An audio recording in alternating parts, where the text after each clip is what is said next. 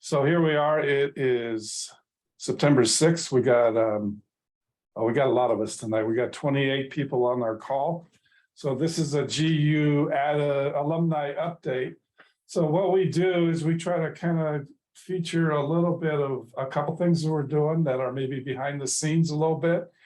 And then we spread it around and have a little of this and a little of that, and this good thing and that good thing.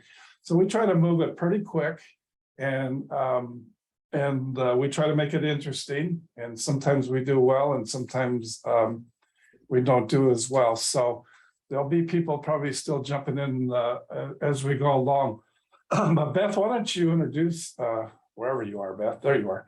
Why don't you introduce our first guest speaker, Miss Amy, a world famous speaker that we brought. Our world famous speaker. Well, true, because she actually was very instrumental in a segment that we've added to our curriculum now about trauma.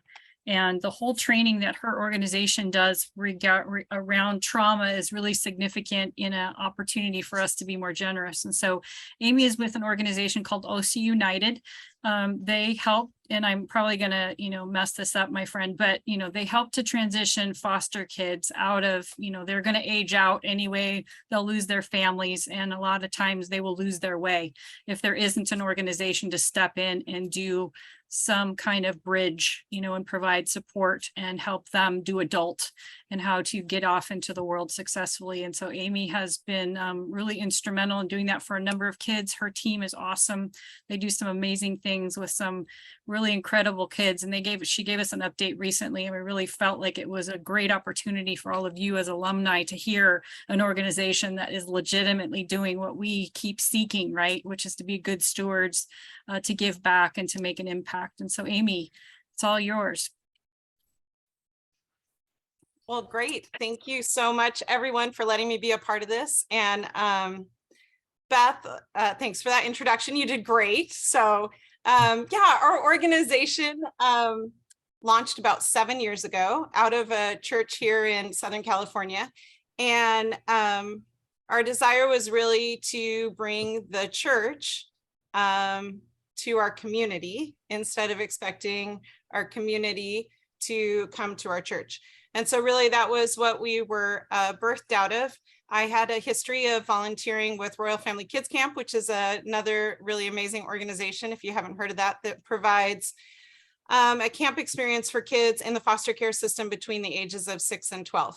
And so my husband and I, our first year of marriage, we signed up. That was 20 years ago. And he said, we're doing this every year that we can. And so here we still are 20 years later, involved in that. But it was really as a result of that time with these precious kids in the system that we saw firsthand the realities that some of them go through. And so, as I mentioned, we spent lots of years involved with that. And so our kids became older and exited the foster care system. And that was really where at the same time that we were launching our nonprofit. And so our desire was to provide housing and resources and support to at-risk young adults and those kids that have become adults. I call them kids, but none of them are minors, but that are exiting the foster care system. And so the statistical outcomes for these kids can be really sobering. And so we can spend some time talking about stats if you don't know them, but there's high incarceration rates, high pregnancy rates, high unemployment rates, high homelessness rates. And so it's just incredible to see. You look at these outcomes and they have this common denominator of kids who have been raised in the system of our country. And so and then add to this now trafficking of anywhere from 60 to 90% of kids that are trafficked within the US have had a touch point with the system. So it's like, if you care about any of these different demographics that we're dealing with, there is a common denominator, and that is some of these young adults that are exiting the system. So our organization, Our official mission is that we work with the healing and prevention of trauma through restorative relationships and whole person care. So all that means is that we're a partner with people who have experienced trauma, and we try to be agents of healing and agents of hope. And really, I think when I was presenting to GU, actually, they're like, what's your secret sauce? And as simple as it sounds, it is like relationship. That is literally it. We genuinely care. We're genuinely motivated by love. We love these kids. They're part of our family. And so as we've progressed throughout the years, we've really focused there are three things that we work with, and that's healthy expressions of power, of purpose, and belonging. And so people who have been in abusive relationships or have been in the system or they've at some point experienced powerlessness, and a lot of the self-harm and anger and things that we don't like to see really come out of an attempt for healthy expressions of power. Everybody needs a place to belong. And so one of the biggest negative factors that we all had a touch point with is isolation. And with COVID. And so a lot of our kids, a lot of people in abusive relationships experience that level of isolation. So we try to draw them into community and then match them with amazing partners and churches and organizations for work and support groups, and we'll help them through schooling. And so really we just try to take these kids and people who are at risk with whatever needs they have. We don't offer a program per se that they need to fit in. We try to meet them where they're at and leverage our resources to support them. So we have had, 38 young adults come through our program. 13 of them have graduated from college. So that's remarkable. Less than 5% of kiddos in the system will graduate from college. We've had 5 that have graduated from trade schools, and we maintain a 92% employment rate for all of the young adults in our program. And that's through a lot of partners like Power Plus and people who partner with us to provide opportunities for employment. So I'm not sure, Dan or Beth, if there's something, I mean, we could talk about lots of things. That's the high scope of what we do, but really we found that whether you're from foster care or whether you're from domestic abuse or whether you're a refugee or whether you're experiencing homelessness, there are these common denominators of needing to be in relationship, needing to belong, needing to have healthy expressions of power, and needing to be safe. And really it all starts with safety.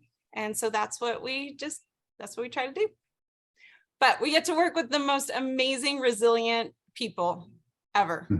And we are just a small piece of what they do so well. And that's persevere, and that's grow and work hard. And so we're just really privileged. One of my caseworkers this past week, we cry a lot at my in our office, but this is just such sacred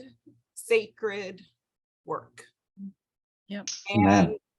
And it's an absolute privilege to be a small piece of people's lives and trying to connect them to safety and hope and belonging and purpose and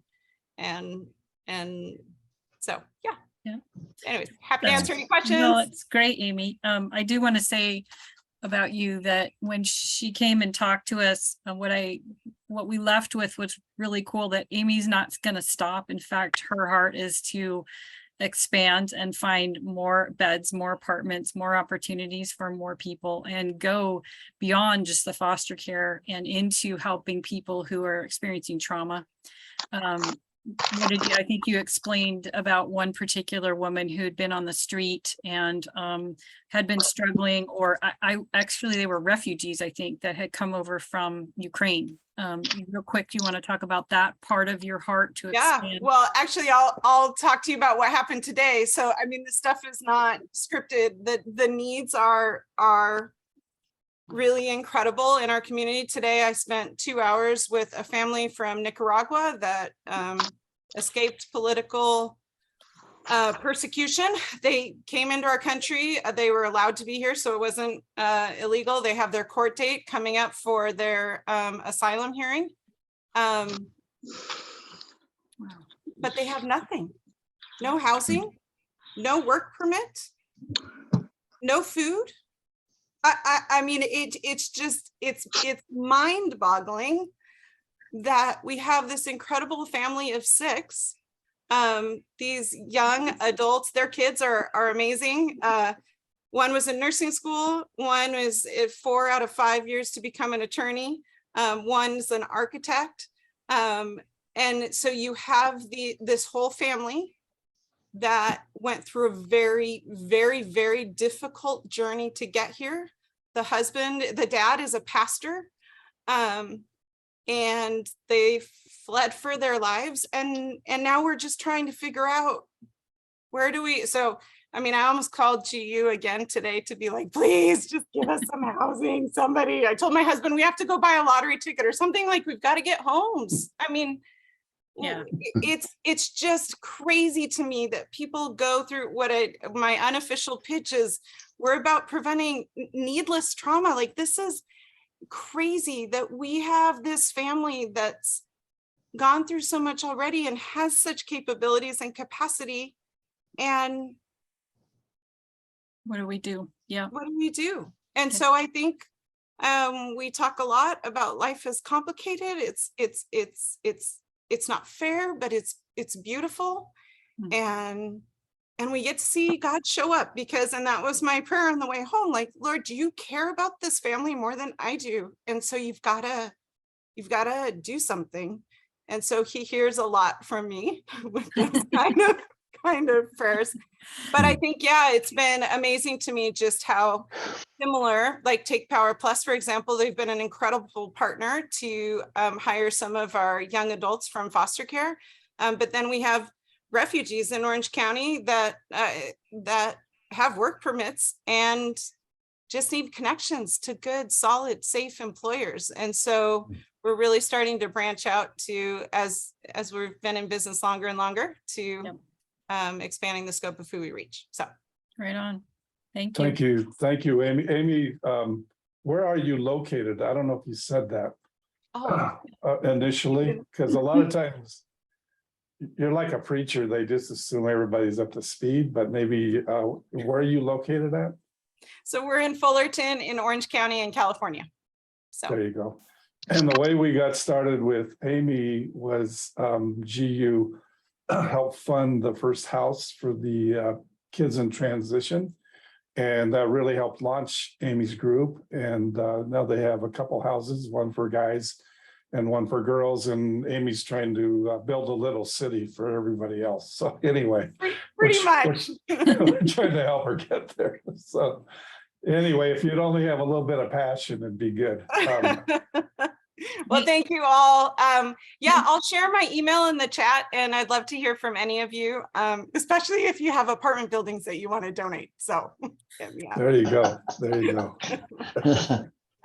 Amy thinks big. We like that. Are you? Thinks big. Miss Amy, I'm sorry? Are you related to John Gaw by chance? Yes, my my father-in-law's husband. I mean, my father-in-law's brother was John Gaw. He does theater. Who am I talking to? Jeremy Bugway. Jeremy. Yeah. Okay. He does theater. He's married to Amanda. Oh no, different one. Okay, cool. Sorry. That was gonna be really trippy. All right, thank you. Jeremy thought we were doing Jeopardy tonight. Jeremy gets a little bit confused about some of my calls. But all anyway, the time. I did not win any money. Exactly. Hey, we're going to keep moving here because I'm so appreciative of all of your time.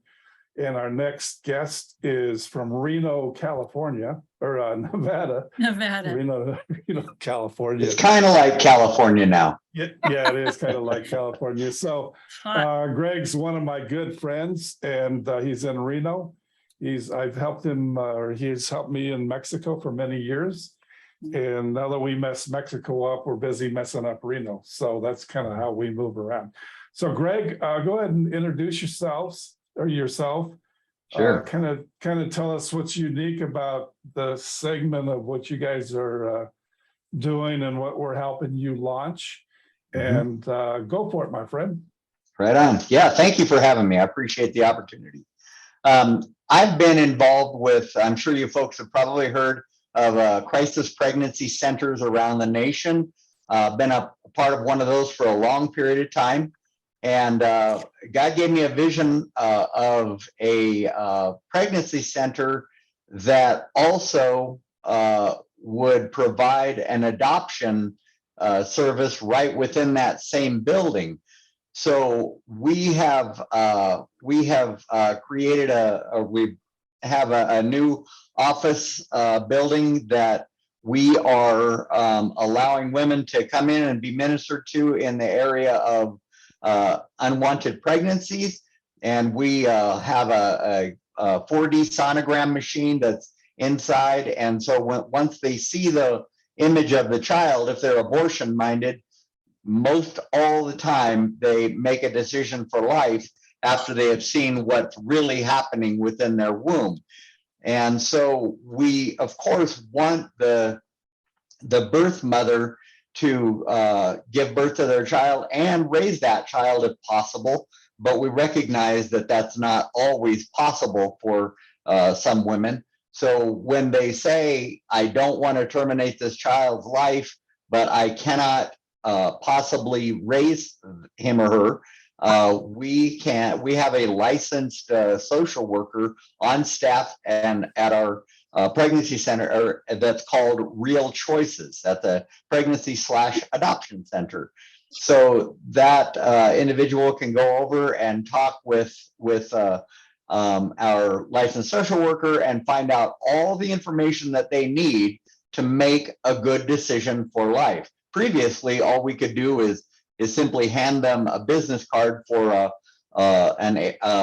there's a pregnancy center, or there's an adoption center down in Carson City, which is about 30 miles south of Reno. But once they walk out the door with that card, they're on their own. We don't have contact with them unless they desire to. So we decided we needed to stay on this and allow a woman all the information she needs to make the right choice, in our opinion. So that's what we're doing. And what we're doing is we've just gotten the grant from GU to fund 6 of these adoptions.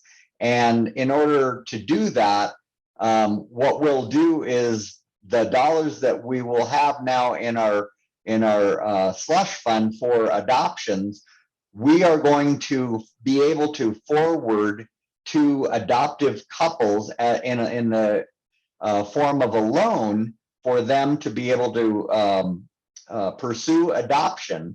And there is this year it'll be $14,890 a tax credit for pursuing adoption.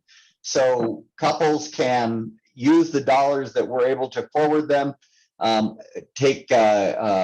use those dollars for adoption, and then once they've successfully, or actually even if they aren't successful, they still get to claim those costs on their federal tax return, and they're able to pay those funds back to us. And so the dollars that we have in our slush fund hopefully will continue to fund the next adoptive couple. And so we're super, super excited about it.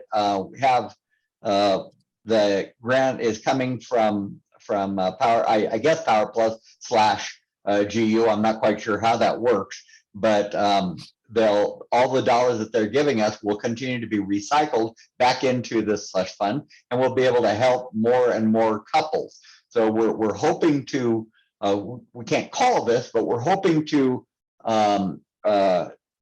complete 6 adoptions in the first year. And right now we're about 2 inches from licensure for our adoption center. It's quite the process, which it should be, because we're dealing with infants and for adoption. So we're just about there, and we're super excited about that. We have all the pieces in place, all the necessary forms have been created, and we're dealing, unfortunately, with a government institution, so nothing's fast. I liken it unto going to the DMV. You never have everything you need.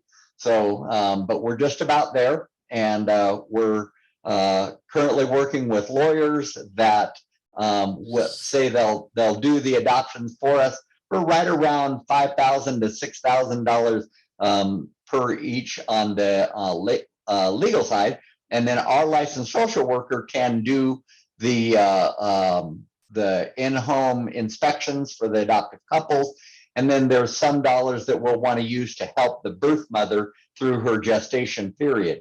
So as long as we can keep the adoption costs to below, let's call it $15,000, there'll be no financial burden to the adoptive couple. So it's really kind of a unique model in that people that don't make a lot of money, a lot of people are blue collar people like myself that are not flooded with resources. So they may be lower income folks, but they still love kids, want to have a family, and they've just never been able to consider adoption before. So now they're going to be able to do so. And the way that we're receiving these adoptive couples is we're working with 4 churches here in town, and at first, and we're asking those pastors of those churches to nominate couples that they know are solid believers in their church,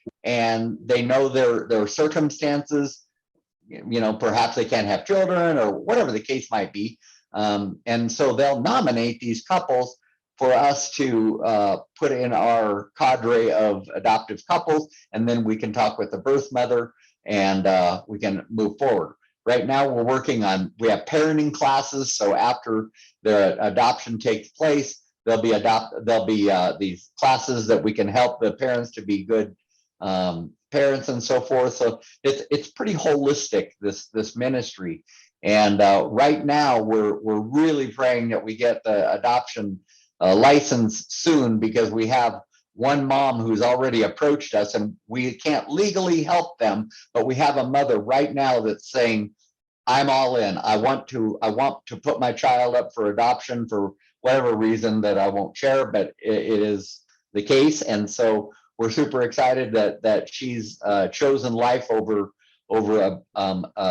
abortion. So we're excited about that. We're ready to move forward as soon as we can get the government agency to come through with our license. So that's kind of where we are. It's somewhat of a unique adoption process, but we really believe that God could just blow this ministry up. And so we're super excited, thankful that GU has stepped in and been moved to help us with the adoption services. So it's amazing. I'm super excited about it and willing to answer any questions that you folks might have.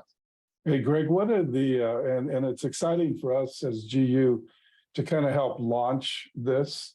In a sense, it's what we did with Amy. And both of you that have spoken tonight, we kind of helped you with the first hurdle.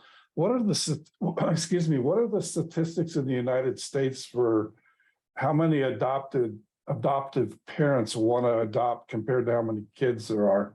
Sure. Yeah, you bet. These are things that I've found out once I started getting into this and pursuing this. It turns out that for every unwanted child born, there are 35 couples waiting for that child to adopt that kid. And it's like, are you kidding me? So you'll always hear that you know, the pro-abortion people just say, all you want is for you know, women to have their baby, and then you kick into the curb, and you know, the good luck with your life. That's not the way it goes at Real Choices at all. So we're super excited that we're able to offer women another choice besides just termination. So Amy has got the huge challenge of finding adoptive couples for foster children, and I am so thankful for that ministry of hers. We're on the other side of it, where adoptive couples will be breaking the doors down. Ours will be, you know, our challenge will be getting women in the door that are abortion minded, but to change their mind and allow us to place them with forever homes. So yeah, the demand is overwhelming, but you know, God is big. So we really believe that we can make a difference in the world. Super duper. So to recap, basically what attracted me to what Greg was doing is, and it was the first time I'd heard of it, where an adoption was $15,000. Money was loaned. Money in theory will be repaid. And it's just a recycling of money, and the adoption fees are way low, because I've heard things like $30,000 or $40,000 or $50,000. So that's what makes it so. That's what attracted really GU to it, because of the effective use of the money. Yep, Dan, you're absolutely correct. Just real quick to say that I was talking to a lady who's doing a similar thing, except not loaning the dollars for it. But I was talking to a lady in Oklahoma that has a pregnancy center / adoption center. She was telling me that these costs were able to be kept at around $15,000 or so. And I said, gosh, I thought adoptions cost double, triple that. And she goes, there's a lot of scamming going on in the adoption industry. And it was, are you kidding me?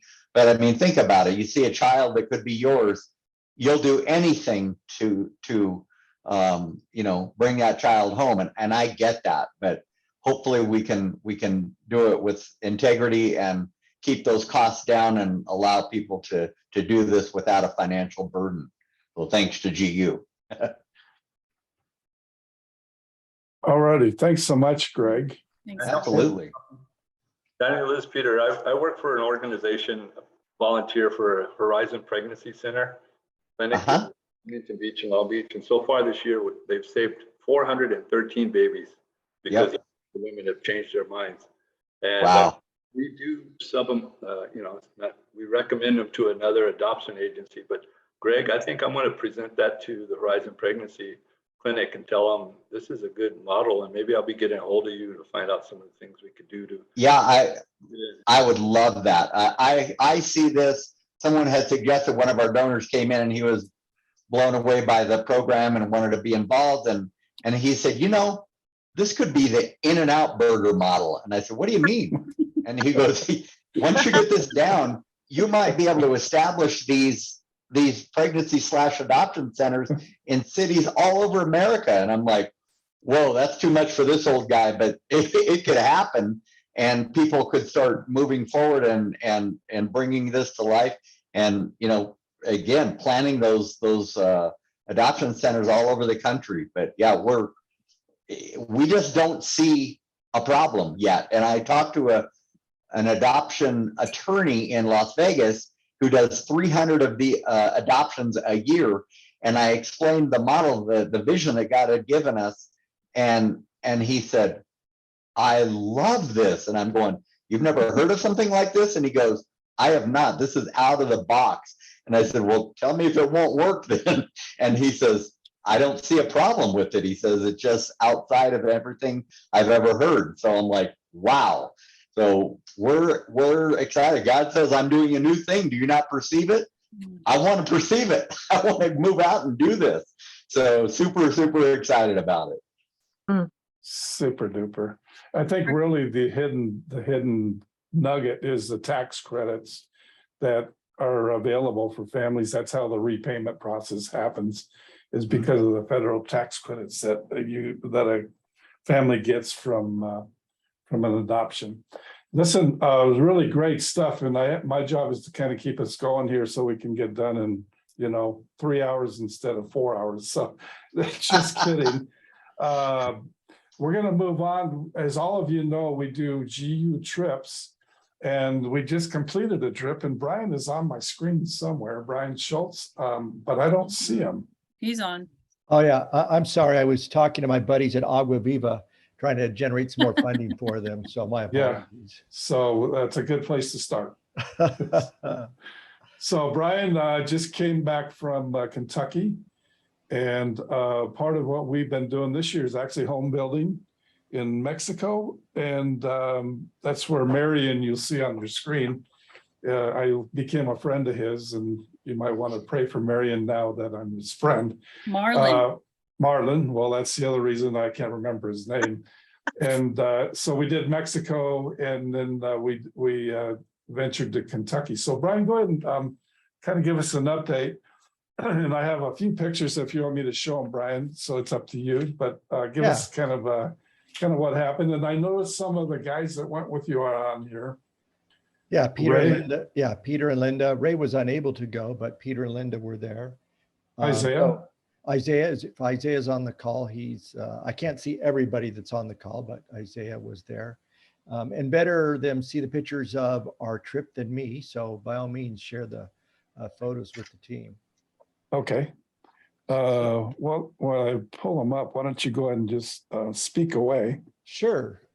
Steve Bray had connected with a pastor in Paducah, Kentucky, which I learned was a fairly sizable city in the state of Kentucky. I get the impression they don't have a lot of sizable cities in the state of Kentucky. But anyway, through that connection, we were able to meet a nonprofit called God's Pit Crew. And God's Pit Crew, as we learned on the trip, has 3 distinct layers of giving that they participate in. One, after any major storm, whether it's flooding, a tornado or hurricane, they've created these little buckets called blessing buckets. And their goal is to get those out to the people in need as soon as possible. And they're just a bucket of supplies that they may need right away to sustain for a couple nights or days until they're able to find proper help or assistance from somewhere else. So that's one. And I forget the thousands of buckets that they deliver. The second arm of theirs is in the assistance of mucking or mudding out homes. So if there's flooding, as there was in Eastern Kentucky while we were there in Kentucky and Tennessee, they have teams that are helping families take the drywall down to a level that will then allow them to repair the home and move on from the flooding. And in that process, they cut trees. They train individuals on how to properly mud a home, which is extremely helpful because when a homeowner gets done with this flood, they've got to get rid of all that wet drywall and the things that are in their home. And then they send teams in to remove those items. And then the third ministry arm they have is home building. And what they do is they screen individuals who are in a tremendous need of housing. And in this case, in Kentucky, when the large tornado or tornadoes went through that area, they identified 3 individuals two individuals and a family that they wanted to support by building a new home. And what they do is they build a home from the ground up. They have a large warehouse that allows them to do some of the framing and prefabrication prior to going to the job site. But in 2 weeks, as you can see on that photo there, that home, or 2.5 weeks, that home is built.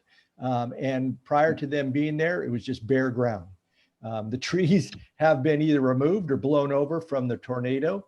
And so it's not a type of home that is bare bones. It's not, a home you might see on a Yugo trip. It's a 1,500 square foot home that's furnished because these individuals have nothing. They've lost everything.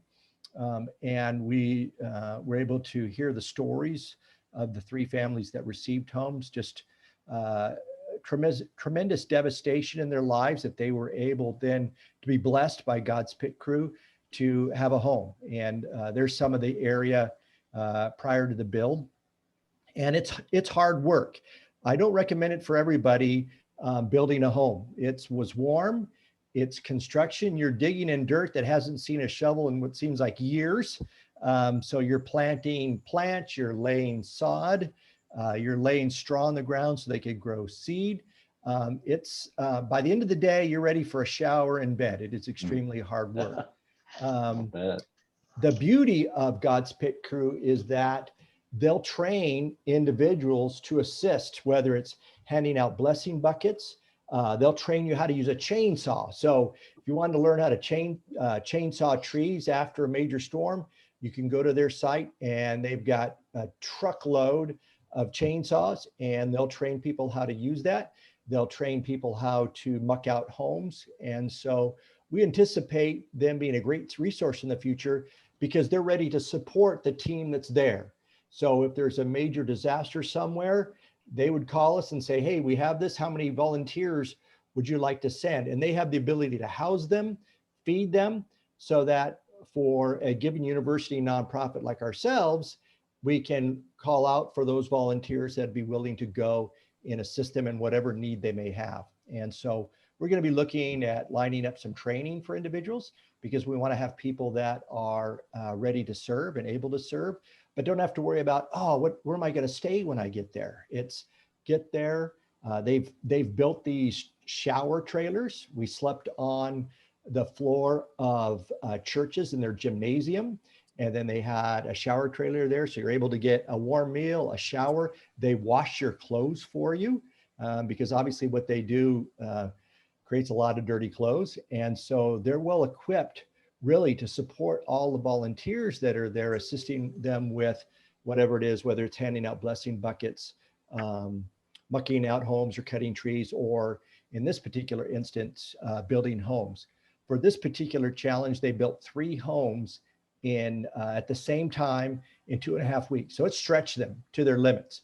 And they can't do that year round. Obviously in the wintertime, weather prohibits them from doing that, but just an incredible resource. And they know what they're doing. It's nice so that as an individual, you go there, they have the tools that you need, they have the resources that you need, a place to sleep, and God bless them, there's a Baptist church on every corner. So I'm hoping Danny goes and will be saved in a future trip. And so I'm anticipating that others will be able to get trained up, and hopefully they don't need us. But as we know that whether it's a hurricane or tornado or flooding, as there's going on now in Jackson, Mississippi, and in Georgia, I'm sure they'll be responding shortly. So hopefully a group that we can partner with in the future. Thanks, Dan. Sure, Brian. And I'm looking forward to going to the Baptist church with you. I will. Since most of the time you're not at church.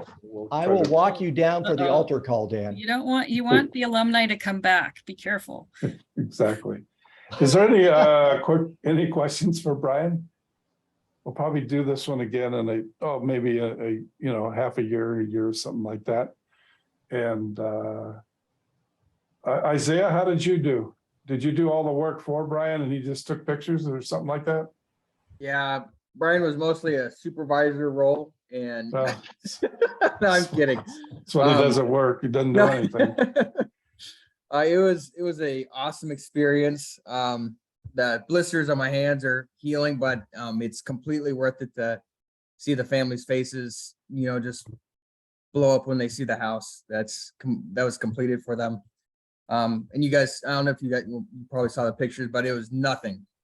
There's metal wrapped around the trees. If you look out the front windows, and it was just complete devastation. So seeing something that can go from like absolutely nothing to a brand new house in a matter of 3 weeks is just incredible. So awesome organization, really cool. I mean, they'll teach you, like Brian was saying, they'll teach you literally how to do anything. I spent 3 days doing flooring, baseboards, shoe boards, hanging up cabinets, digging, trenching, just, you name it, I did it. So it was awesome, awesome trip. Yeah, and for you women out there, if you want your husband to learn how to do chores around the home, Isaiah's wife is super excited now. Yeah. Because, there's nothing he can't do. For me, it's like my wife, well, why don't you do that at home? And so it's, it's an ongoing battle, but they'll train you up on everything. So I'm looking forward to be a chainsaw master. So hopefully we can do some things with them in the future. And I highly recommend that couples go. My wife Linda went, and I have a honey-do list for her now. So there you go. she was much more than I could ever think that she could ever do. And we were both stressed. And we're in our 60s, and this was a life-changing event in our life that we can't wait to go back and help out again and work with Isaiah and people like that. It's just, they're instant friends. The people in the South, they're good old, they're just good people. Good people. Right. Peter, where are you guys from? Long Beach, California. Long Beach. Well, Brian needs some friends, so we're glad you made the trip. Did I see you two racing bales of hay down a hill? Yeah, we did that for drinks at the end of the day. Get water. And I won. Good to know you. Good to know you were drinking. Didn't know you could do races a bale of hay. So. Hey, we're going to transition into our next trip, speaking of trips, and our next trip will be to actually Lebanon, but we're going to skip that one. And we're going to talk about our Red Bluff trip. It's another service trip, like Brian was just on, was a service trip. Like the home build in Mexico was a service trip. So I recorded kind of our little promotion for the Red Bluff trip. And as good alumni, I want you guys to recruit people for Tim for this trip. So we get a good 12 people to go up and see some good things that are happening in Red Bluff, California. So I'm gonna play this. And if I can find there we go. Okay, we have our, can you guys hear that? Yes. Okay, one of our really exciting trips coming up. It's a little bit different look at homelessness, and it's coming up in November. And so with us to share a little bit about that trip is Scott Camp. He's the on-site kind of trip coordinator. So Scott, why don't you kind of give us a couple minute thumbnail of what we'll be doing on this trip? Well, first of all, one of the things to recognize is that Red Bluff is geographically in California, but culturally it's Wyoming. It's horses, cattle, ag, and it's very rural, even though it's right at the intersection of two major highways, I-5 going north and south and Route 36 east and west. But it is an area that is very rural. Population is 50,000 for the county. The city of Red Bluff has a population of about 14,000. Homelessness is really different in a rural area than it is in an urban area or even in a medium-sized town of, say, 50,000. And here in November, the last week of the month, or the next to last week of the month, November 14th through 19th, GU is making a trip here. And the Lift event is an annual event that's been going on for about 10 years. There'll be 900 to 1,000 low-income and homeless people coming to the fairgrounds where it's been for 9 years. And every kind of service you can imagine is there, from getting a bicycle repaired, to getting a shower, to doing laundry, to getting an ID, to getting your dog neutered, to getting a meal, to getting clothes, to getting eye exams. Almost every kind of service you can think of has been arranged to be there. And as I say, 900 to 1,000 people will show up for this. The folks from GU that are coming up are going to be a huge help. They'll help ahead of time, the day or so before, getting the place set up, getting everything organized so that on that morning when the event starts, then the GU folks will be volunteering in some other ways. They'll be helping to take homeless people to specific spots. They'll act sort of as a guide. they'll be available to help out in a spot where something comes up. It's a very orderly process. There's never any difficulty, never has been. But the key thing to it is that it is one place that a person who needs a lot of services can come and get it all done there. Part of the trip, earlier than the actual lift event itself, we'll do a tour of an area that is called Path Plaza. This is a navigation center / homeless shelter. Navigation center is something that, again, puts every service possible in one location. And in that location, the county and the city will have drug and alcohol, job training center. They'll have counseling. They'll have every kind of service you can think of in that site. Because what happens oftentimes for people when they need help, they've got to go to this place, and then they're told they got to go to another place, and they're told to go to a different place. So the navigation is called Navigation Center because we help them navigate the system so that they can get everything done.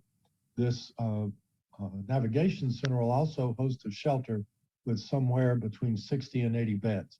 There'll be 3 meals a day. Unlike many homeless shelters, the people will be able to stay in the shelter during the day. This is not long-term housing. The intent is that people that come into this shelter will want to get out of homelessness. There'll be services there to help them do that, to begin to rebuild a life. And the hope is, well, let's call it 70 people in the room or in the building. Our hope is that we'll be able to turn it over maybe 1.5 or 2 times a year, sort of like an inventory turn, Dan. So our hope is that we'll be able to get 100 to 120 people out of homelessness every year, putting them through the navigation center. It's a low barrier center. What that means is that you don't have to be clean and sober to come in. If you're under the influence, as long as you're not disruptive or violent, there's quiet rooms where we can put folks while they recover from either the high that they're on or the alcohol that they're on. So it's a low barrier shelter. And the intent, as I say, is to get 100 to 120 people a year through that and out of homelessness. Every other year, there's a count of homelessness. The number that's usually counted the last 7 or 8 years is between 300 or 400 people, but that's under reported. There's probably another 200 to 300 that are homeless in the area, most of them in the woods, many of them in cars, a lot of them in motels. We put up a bunch of them. I've got 5 people in motels right now that I'm paying the motel rooms through another organization that's part of the homeless advocacy group here in Red Bluff. So Scott, one question on the Path Plaza. How far along are they on that project? We have the dirt. It's been donated for $2 from Louisiana Pacific, Sierra Pacific. It's the site. It's 15 acres of a site where they had mills. We have the permits in process. We hope to break ground the early part of October and to get the building. We have a metal building that'll go up. We think we can get that up before the lift event begins. So when folks come to visit, they'll get a tour of the site such as it is, and then there'll be meetings with PATH people to explain in more detail what's going on there. All right, great update, Scott. We're excited about this trip. If you have any questions, Tim Zoller is our trip leader. And so we're forming our team right now. We are looking into doing a couple little projects in addition. So we're pretty excited about it. Scott, thanks so much. Any final words? You're going to have a good time. Red Bluff is a great town. It's right in the middle of everything, but it's nothing like the rest of what's around us. It's just a great place. Okay, so that gives you an idea of what we're doing. I think it's very unique. It's very different and quite interesting. Tim is on our call. And one of the things, like I was saying, I need to encourage you guys as alumni to recruit for all these trips. Sometimes we have trouble filling these trips and they're just, we pay for everything. So it shouldn't be that hard, right? So Tim, anything you want to kind of share with us for a minute or two? You got to turn on your microphone there first though, Tim. There you go. He's looking for his microphone. They have to be GU alumni, or can we just get anybody? They have to be GU alumni. The trip with no rules Oh. was Brian's trip. Okay. Tim, I think Can you're you on guys hear me now? Yep. Yeah. Okay. I didn't realize it was muted because I'm on my phone audio. So yeah, just want to add a couple things. So the lift event that Scott was talking about, they do it at the fairgrounds. All kinds of different stuff, which some of you guys were on have been on the San Francisco trip, which I led the first year. Mike McGee, who's on the call, I think he's still on the call, led the second trip, which, you know, was a kind of a homeless event in the Tenderloin in San Francisco. This one's a little bit different, but a lot of similar stuff. They have different things for the homeless as far as you know, doing haircuts and health checks and you know, dog grooming. You name it, there's little stuff there. And the big thing for us on the service side, obviously, is helping set up for the event, and some of it maybe doing some clothes sorting, and then also during the event, they need people's help, kind of, or they need people to help the homeless navigate through the system, to help them, you know, with the forms, where to go to sign up for certain programs, all that kind of stuff. So that's kind of what we would be doing on the trip. The other thing I wanted to add is it's still kind of in the fruition, but I think we've got the final green light from my conversation with Dan yesterday, I believe, or last night. We're doing a bicycle donation. So we're looking for trying to get 20 bikes, I think, to have donated. And we got somebody internally that can do some repairs if they're in disrepair, get them in working order, and we'll figure out logistics on getting them up to the event as well. And they also have at the event, they have a bicycle repair gentleman that does, you know, maintenance and all kinds of different stuff during the lift event. So really cool thing. Again, if you guys were on the San Francisco trip, service with the homeless, they feed people, wash feet, do all kind of stuff. It's a very humbling experience. I recommend it.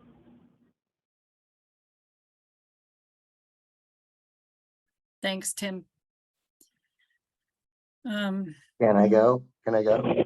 Yeah, right. No, you have Jeremy, other you're always places, welcome, man. you have other places you need to be. Jeremy wants to go on everything. I know. He's the GU poster child. I have a bike. I have a really nice bike. Oh, I'm willing to trade. Brian, is Schultz still here? Can I go? yeah. I think he went to his Baptist church, so he's That doing- means I can go. he's doing some Red Bluff, confession right now. Yeah. I want to wash feet. So Dan, I think we're coming to our end of our time, but you want to keep, Sure. We'll do two more things. I lost my agenda, so I don't know what we skipped. First of all, everybody, thanks for being here. We do try to keep it to an hour, so we make it so you feel like, you know, you wish it was a little longer instead of wondering why we went so long. And so every person on here has great story. You know, some good things are happening. I did want to get, if it's okay with you, Beth, a quick update from Amy, if you're still here, Amy. Amy. And Amy's got a dental project. She's Miss GU South Orange County. Speaks and loves GU. She especially loves Beth, of course, and like all of us do. So Amy, tell us a little bit about your dental, your little project going on down south. What's happening? So you can hear me? We Kinda can hear cutting you a out. little bit, but you're a little bit. Yeah, that's cutting great. out. So I need stuff. Oh, so I'm in the grocery store and it's I have earbuds. Is it working at all? Yes.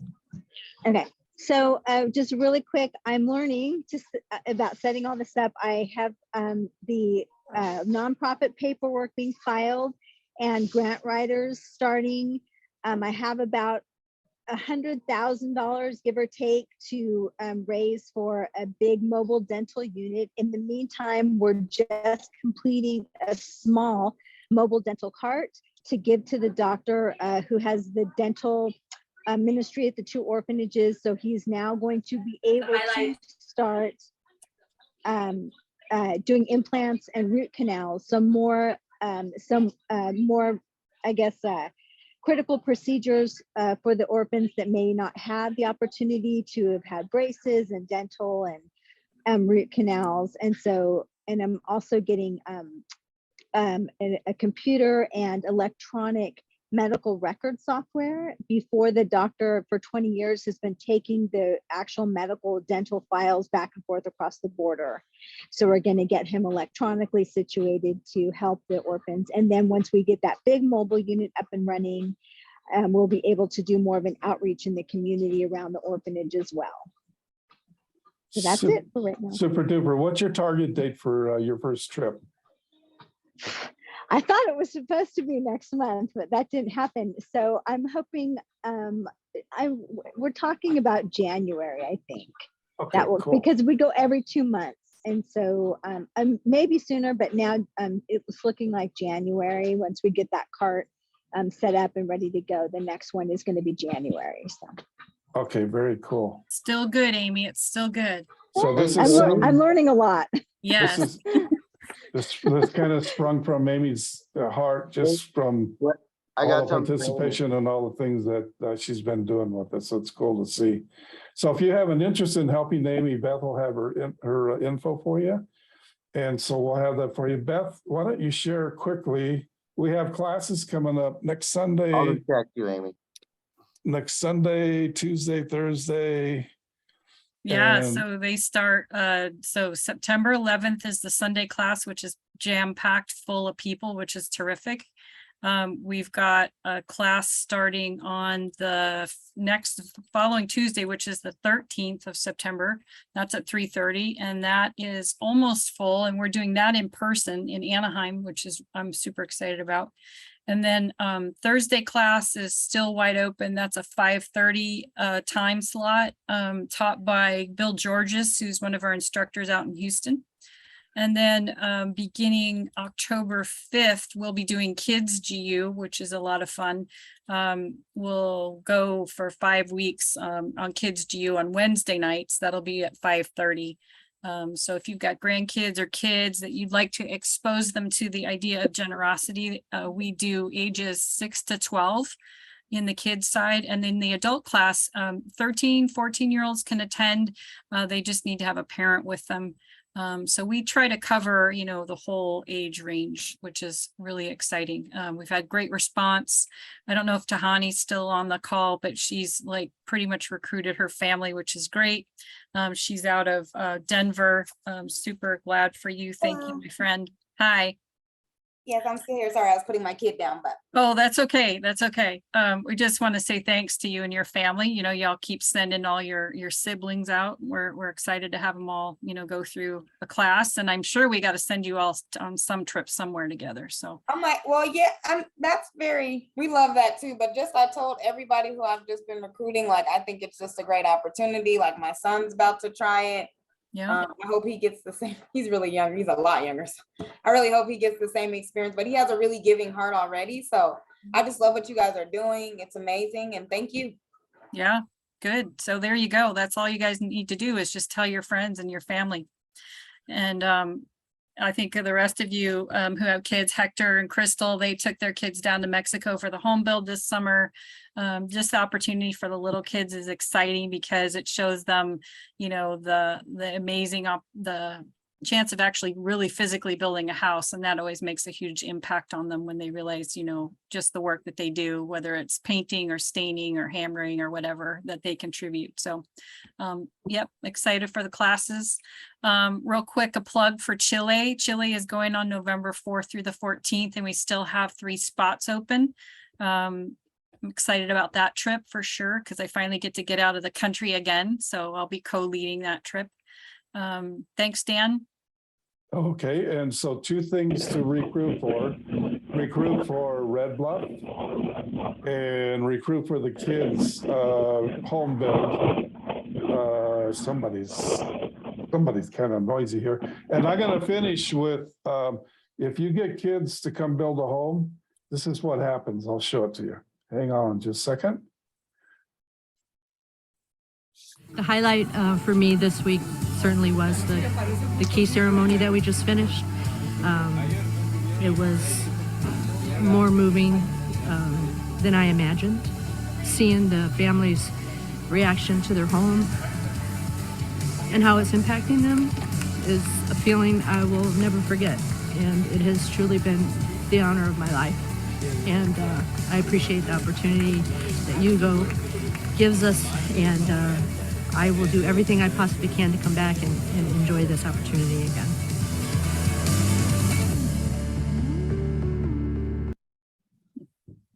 So that's a wrap, folks. Marlon, thanks for that. Marlon is Yeah, great. oh so good. Give Marlon a hand. And we're gonna put him to work for that. And Hey, for anybody it's great to- interested in the Red Bluff trip, the dates, November 14th through the 18th. Yeah, thank you for that. And we're gonna recruit so many, you're gonna have to have another leader. So there'll be 2 leaders. So anyway, hey, thanks, everybody. We'll catch you next time. Hour and 6 minutes, not too bad for, Not too bad. Good job. not too bad. And I'm sure we forgot a few things, so we apologize ahead of time. Dee Kersey, it's nice to see you here, even though we just saw your little logo. And maybe next time you can show your face. So anyway, we'll see you guys later. Thank you. Thanks so much. Love you. Thank you. Love Bye, you, guys. Dee. Everyone, night.